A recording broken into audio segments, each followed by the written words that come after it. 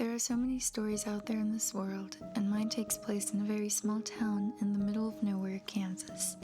Life here gets really lonely. It makes you question everything.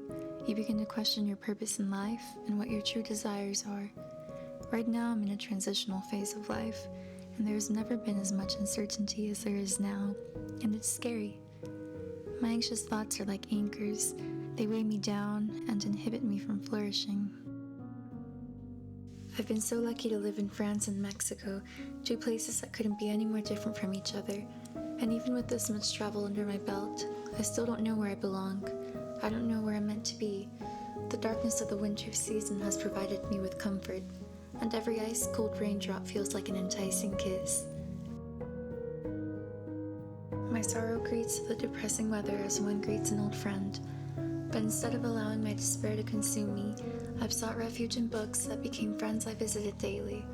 I allow my ephemeral thoughts to escape the prison of my mind and to simply become words on paper. I often indulge in a hot coffee or two. And just like violas in the winter, I was able to bloom and flourish despite the harsh conditions that were bestowed upon me.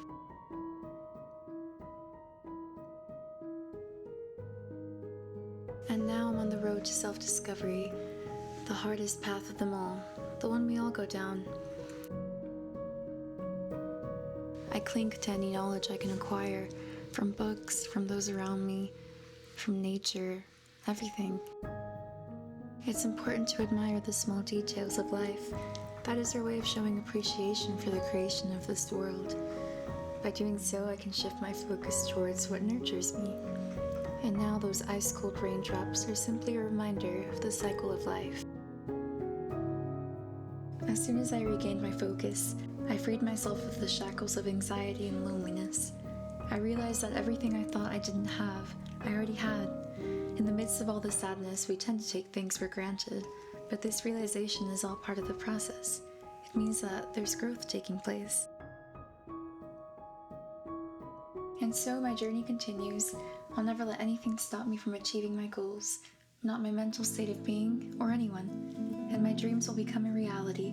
I have the heart and soul of an explorer, of someone who always wants to learn more. And because of that, I surround myself with lovely friends who fan my flames of creativity and passion. We're constantly searching for something, whether that be friendship, love, or simply a nice place to go thrift shopping. Having good people to guide you and provide insight on life is imperative. You never know who will give you that piece of information that changes your life. I find myself revisiting the same places time and time again in my little town. But a secret to life is that the repetition is only there if you allow it to be. And of course, I remind myself that where I am now is not where I'll be forever. We have the power of choosing where we go and what we dedicate our time to. And I have been fortunate enough to come across a special treasure of a person. At a bar called the Drum Room in a historic hotel, a beautiful woman dressed in black silk met a stylish, handsome man, and they fell in love. Their hands intertwined, and together they began to create a story of their own.